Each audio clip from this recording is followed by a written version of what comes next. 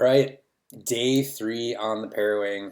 This felt like a major breakthrough day for me, as well as a day where I kind of questioned the upper limits of the parawing.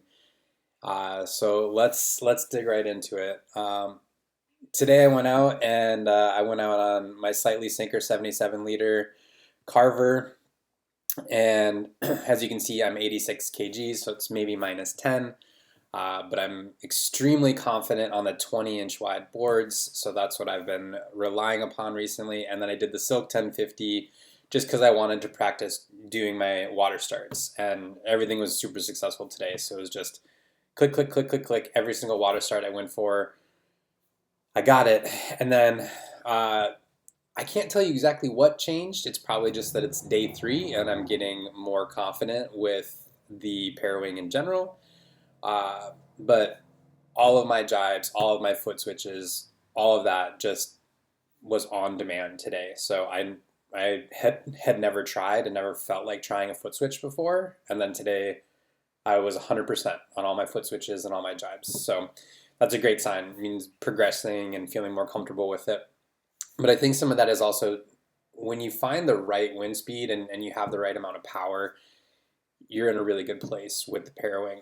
So I want to reiterate something about the way I'm doing my water starts and these wind speeds. So at these wind speeds, there's swell everywhere in the river. And I'm doing my water starts with the parawing just like I would be doing a downwind subfoil start. So I'm using the parawing to tow me almost straight downwind, and then I'm waiting for the swell to sync up to my board, and then when the swell syncs up, I pump the board and I pop up just like I would do a pop up with a paddle in my hands. So that's definitely I think I'm doing that a little bit unique because most of the videos that I watch of people learning to parawing, they still look like they're kind of doing their water start similar to a winger would do a water start, and I was not able to find success with that. That might be because I have a small parawing and I'm always in big swell and it's kind of unruly. So I just want to clarify that. But everything went great. All my jibes, foot switches, everything was awesome today. However, I started to find the upper limits, or I feel like I definitively found the upper limit on the 2.3 meter ka'a today.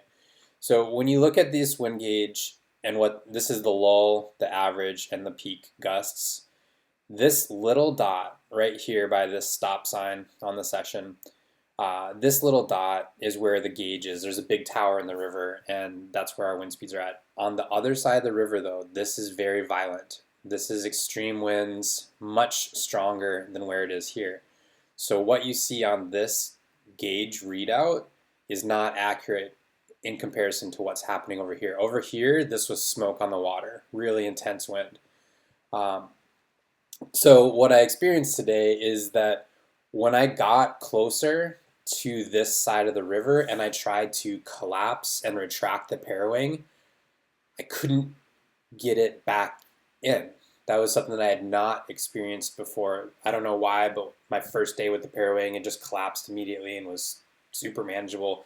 Whereas today, I really struggled to collapse it, and I had to start using some of the alternate techniques that Greg posted on his Instagram. If you haven't seen, he shows 2 or 3 different ways that you can collapse the parawing when you're under load, and all of those worked for me. However, I did consistently get tangles when I was doing those other retract methods. So it was great because I was able to get it down, and if I was just going to head downwind, it was going to be totally fine. But my first try with it, I was getting tangles, and every time I went to redeploy, the canopy, I don't know why, but the canopy and the lines seemed like they had spun around each other. So I would throw, or I would drop the parawing, it would go out, it would inflate, and then it would start spinning until it got back to its neutrality point. So that was an interesting experience to have. But the bigger problem that I had on day 3 was when I would go over there and I would try to retract and I couldn't get it and I would get messed up and I would fall. When I fell over here, and it was legitimately smoke on the water, 40 plus knots. It was right. I looked at the readout, and it was right in here. This is where had this incident. I was just pinned down. I could not hold on to the parawing. I could not relaunch. I could not taxi.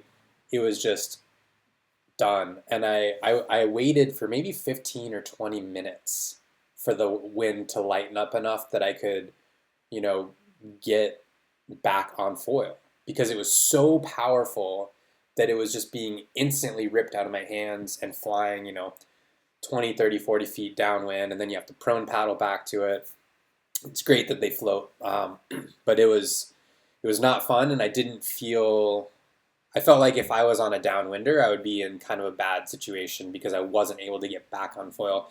And at about the 20-minute mark, I started to think about just prone paddling back to the center of the river. But this is also a shipping channel, so we have to be aware, barges and other large ships are coming through here. So we have to be careful with what we're doing out here. So yeah, upper limit on the 2.3. I really felt like when I started seeing the gauge here hitting 40, that meant that on the water it was definitely 40, probably over 40, and it was just too much for the 2.3. So I really felt like I needed to have the 1.7 for that scenario. Now, the cool thing about parawinging is that you could conceivably have a little backpack on, and then you could have two parawings. So you could go out flying the 2.3, get overpowered, pack it down, put it in your pack, pull out the 1.7, and then go about your day. And same thing on a downwinder. You might think, oh, it's 1.7 conditions. I'm going to go out with the 1.7, get started, and then maybe halfway through your downwinder, you hit a light area. You could then pack away the 1.7 and get out a 2.3 or a 2.9, which is actually really, really cool if you're going to go a long ways from your launch or you're going to be doing downwinders. Because with a wing, you definitely can't do that. You're never going to bring multiple wings on a downwinder and pack one up and reinflate another. That would just be a nightmare. But anyways, the big takeaway there is that when overpowered, I felt like it was impossible to manage. It was dangerous. I was worried I was going to hurt my hands. I was worried I was going to get cut by the lines. It was just way too much. So when you max out a parawing, for me it was time to back off. So I came back in, and of course, when I came back in, all the wind started to drop. I intended to come back in and switch over to the 750 to see if maybe the extreme winds were going to be more manageable with a faster foil, because that was the other thing. When I would turn downwind on the 1050, I felt as though I wasn't able to go fast enough to retract. So that could have been part of what my experience with struggling with the retract was. So I went to switch to the 750, but then of course the wind came way down. But this is cool because my very first day with the parawing, the wind was about 20, and I just felt like it was impossible to get up on foil with the 2.3. However, I went back out, and on that day I was using a 90 liter with the 1050. Now I'm going back out 77 liter 750 at just over 20 knots with lulls down towards maybe 16. And I went straight up onto foil. Again, I used the swell to chip in with the 2.3, but it was great. Now, again, I feel like I probably should have just gone straight downwind. I was able to go back and forth, all that is good, but when I was trying to go upwind when the wind got lighter, I found it to be very sensitive and very easy to just tip over and fall over backwards. So while it was doable to get on foil, I didn't feel like sessioning with the 2.3 was going to be a good idea because there's just not enough sail there to lean against when you're trying to go upwind. So this was a great session. I was super stoked that I was able to get this much low end out of the 2.3, especially after getting blown off the water.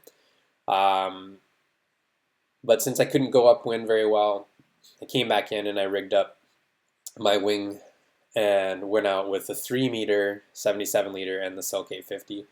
So I think this also is a great way to show the range differences. Is this 3 meter, we're now down to 18 knots with lulls down to 14, 13, 12 as the lull there. But if we look at this session, this is the parawing. This is the first parawing session on the 1050, and getting decent upwind reaches. But then when we switch over to the wing, this shows that those upwind angles as being really steep with the 3 meter wing. And I think that can be related to size, and just feeling more appropriately powered in different conditions. But also, when I went to point upwind with the 3 meter in this wind, I felt invincible. I felt like nothing could ever possibly go wrong. And if I needed, when these gusts hit, if I needed to dump wind, if I was over here in this nuking area, if I needed to dump wind, it was super easy to do with the 3 meter. And when I was winging and leaning back against the wing, if I went through a big lull, it just felt more responsive, more direct, more immediate, my ability to adjust. So I think those are worthy things to make note of when you're comparing your parawing experience to your wing foil experience. So, all that to say that at the end of day 3, I felt like I maxed out that 2.3, and I maxed it out at wind speeds that are the wind speeds I bought it to use it for. So now I'm in a bit of a conundrum of, needing to buy the 1.7 meter to continue parawinging, because I love winging at 30 and 35 knots with my regular wings. And if I'm getting the low end of my 2.3 all the way down to, 20, let's say that maybe I caught a gust and that's the only reason I got up. So 26 knots right here, got up, and I was off and riding. Even that, this is still wing territory. This was an awesome session with the wing, and I would not buy a parawing to replace my wings if this is the conditions I'm going to ride in. When I'm at 40 plus, that's when I want to parawing. So the 1.7 is definitely going to be necessary for me to continue parawinging, but that's for me. And for you, and for what you're wanting to use a parawing for, I think that this could potentially be seen as like extremely hopeful. Slightly sinker board, reasonably small foil, 20 knots, ranging up to 40 knots if you have swell to chip in with. That seems great. I think that the 2.3 meter Ka'a has huge promise, and there's a ton of future in the parawings, and I especially think that if you had a quiver and you could bring multiple out on the water, it would be awesome. So the next decision for me is, do I commit and do I buy that 1.7 meter so that I can continue the parawing journey and start focusing on the downwind runs, which is really why I got into parawinging in the first place. So I'm going to think on that, and I'll have to make a decision, and I will let you know what I decide to do. All right, if you have any questions, please let me know. Drop a comment, and I'll answer everything I can. Thanks so much. Have a great day.